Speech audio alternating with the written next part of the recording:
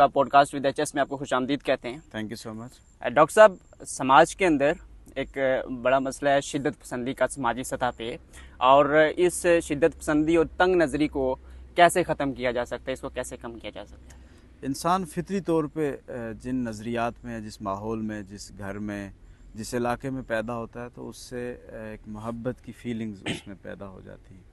اور یہی محبت، اس کا ایک دوسرا پہلو یہ ہوتا ہے کہ جس سے آپ کی محبت نہیں ہوتی یا اس سے ہٹ کر کسی دوسرے کے ساتھ جو آپ کا ریلیشن بنتا ہے وہ بعض اوقات نیوٹرل پوزیشن میں بھی ہوتا ہے، لیکن کئی دفعہ وہ نفرت کی کیٹیگری میں بھی چلا جاتا ہے. تو اس میں بہت زیادہ آپ اگر اس کی تہذیب نہیں کرتے، تراش خراش نہیں کرتے، اس محبت کے جذبے کی، اپنی اٹیچمنٹس کو بیلنس طریقے سے نہیں وہ آپ رکھتے، تو اس میں اس کا اپوزٹ پہلو وہ شدت کی صورت میں سامنے آ جاتا ہے. فار ایگزامپل، آپ نے اگر کسی دیوبندی مکتب میں پڑھا ہے تو آپ کا اس ماحول کے ساتھ، ان اساتذہ کے ساتھ، اس مسلک کے ساتھ ایک ایموشنل اٹیچمنٹ آپ کی ہو جاتی ہے.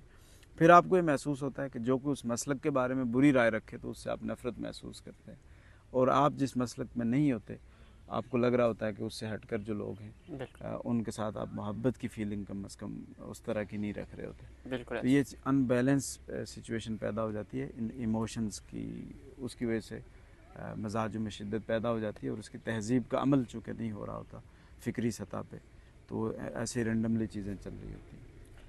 جی ڈاکٹر صاحب، کشمیر کے اندر کیونکہ 11 مئی کے بعد ایکشن کمیٹی کی تبدیلی کی لہر چلی ہے معاشرے کے اندر دیکھنے کو ملی، آپ نے کن چیزوں کا ایڈریس کیا کہ معاشرے کے اندر اس تبدیلی کے کیا تبدیلی مرتب ہوئی معاشرے کے اندر، اور مزید آپ مستقبل میں کیا دیکھ رہے ہیں کہ ایکشن کمیٹی کے کیا اثرات مرتب ہوں گے معاشرے کے اندر؟ سماجیات اور سیاسیات کے ماہرین کو، ہمارے طلباء کو جو تھیسز وغیرہ لکھ رہے ہوتے ہیں، ریسرچ کے پروجیکٹس پہ کام کر رہے ہوتے ہیں، اس پہ پورا ایک ریسرچ پروجیکٹ بن سکتا ہے. لیکن سردست تو ہم اتنی زیادہ بات نہیں کر پائیں گے، لیکن 2-3 چیزیں اس سے جو اہم وہ سامنے آ رہی ہیں. سب سے پہلے کہ کسی بھی مشترکہ کاز کے لیے سب مل کے اگر عوام کسی جگہ سٹینڈ لے لیں تو اس کے لازمی طور پہ نتائج نکلتے ہیں. تو عوام کو اپنی پاور کا اندازہ اس موقع پہ وہ ہو جاتا ہے. دوسرا، یہ جو لفظ بولتے ہیں ہم مل کے، تو اس ملنے کا مطلب یہ ہوتا ہے کہ آپ اپنی نظریاتی وابستگیاں، اپنی قبیلائی وابستگیاں، علاقائی، یہ سارے تعصبات جن میں دھنسا رہتا ہے آدمی، اس سے اوپر اٹھ کر کسی برتر مقصد کے لیے جمع ہونے کی صلاحیت انسانوں میں پیدا ہو. تو ہمارے یہاں چونکہ عمومی طور پہ اتنی صلاحیت لوگوں میں نہیں ہوتی کہ اپنے تعصبات کو چھوڑ کر کسی درست جگہ پہ وہ سٹینڈ کر سکیں. اس کو میں تعبیر کیا کرتا ہوں کہ ہمارے یہاں ٹروتھ بیسڈ اپروچ نہیں ہے کہ کسی جگہ ہم درست چیز کو دیکھ کے اس کی خاطر سٹینڈ کر لیں، اپنے فکری پس منظر کو، مسلکی کو، جماعتی کو یا قبیلائی پس منظر کو چھوڑ کے میں اس وجہ سے سٹینڈ کر لیں کہ بھائی یہ ایک سچائی ہے، اس کی خاطر ہم سب کو جمع ہو جانا چاہیے. یہ مزاج ابھی تک اس کا بہت کم ہے ہمارے ہاں سماج میں پرسنٹیج. تو اس پہلو سے یہ بھی اہم تھا کہ لوگوں نے وقتی طور پر ہی صحیح لیکن قبائل کا وہ جامہ اتار کے پھینک دیا، جماعتوں کا بھی اور اپنے فکری پس منظر کا بھی، اور کسی مشترکہ کاز کے لیے وہ جمع ہو گئے. تو اس پوری سٹرگل کے بعد جو ایک فوری طور پر اچیومنٹس ہیں وہ تو ہیں ہی، لیکن اس کے بعد سماج جہاں پہ ایک سٹک تھا ایک جگہ پہ، تو اس میں وسعت کا پہلو نکلا ہے. اور سماج چونکہ ایک مسلسل حرکت کے عمل میں ہوتا ہے، جیسے آپ نے کبھی سمندر کا یا دریا کا مشاہدہ کیا ہو تو آپ کو محسوس ہوگا وہاں لہریں یوں ایک دوسرے میں ضم ہوتی اور آگے بڑھتی چلی جا رہی ہوتی ہے، اور ہر وقت تحرک ہوتا ہے. وہ ایک جگہ سناٹا یا ایک جوہڑ کی صورت میں چیزیں نہیں ہوتی. تو سماج اور سیاست بھی مسلسل تحرک کے اس عمل میں ہوتا ہے نا، حرکت کے عمل میں ہوتے ہیں. ایک موج در موج یہ سلسلہ چلتا رہتا ہے. تو اس سے جو موجیں اٹھی ہیں اس پہ کبھی تفصیلی بات کریں گے، لیکن میری دلچسپی کا ایک پہلو ہے، ایک تو فکری سطح پہ سیکولرزم، نیشنلزم، اسلام، لیفٹ رائٹ کی سیاست اور فلاں چیزیں، فکری سطح پہ یہ مباحث اٹھے ہیں. تو یہ ایک اچھا انٹلیکچوئل سرگرمی تو کوئی شروع ہو، اس میں ایک فکری جدلیات کا عمل بھی اس میں جاری ہوا. دوسرا، جو ہماری روایتی سیاست تھی، ٹریڈیشنل جو سیاست تھی، اس کو ایک قسم کا، سوری وہ تھوڑا انٹرپشن ہو گئی، ہمارے سیکورٹی گارڈ صاحب ذرا جوش میں آ گئے. تو باتیں چل رہی تھی، وہ یہ تھا کہ جو ہماری ٹریڈیشنل سیاست ہے اس کو ایک مضبوط کاؤنٹر مل رہا ہے اس دفعہ. اگر یہ آگے آمدہ الیکشن میں بھی اس کو ٹھیک طرح آرگنائزڈ کر کے یہ پوری سٹرگل اس میں اگر کنورٹ ہو جاتی ہے کسی پولیٹیکل سٹرگل میں، تو جو ہماری روایتی سیاستدان ہیں سبھی ان سب کے لیے مشکلات کا سامنا اس میں وہ ہوگا. اور تیسری جو پہلو سماجی سطح پہ نکلتا ہے کہ اس میں جتنے بھی مقررین تھے انہوں نے بڑے پرجوش انداز میں اس چیز کو انڈوز کیا کہ کوئی قبیلہ نہیں ہے, کوئی ذات پات نہیں ہے, اس میں سٹک نہ ہوں لوگ.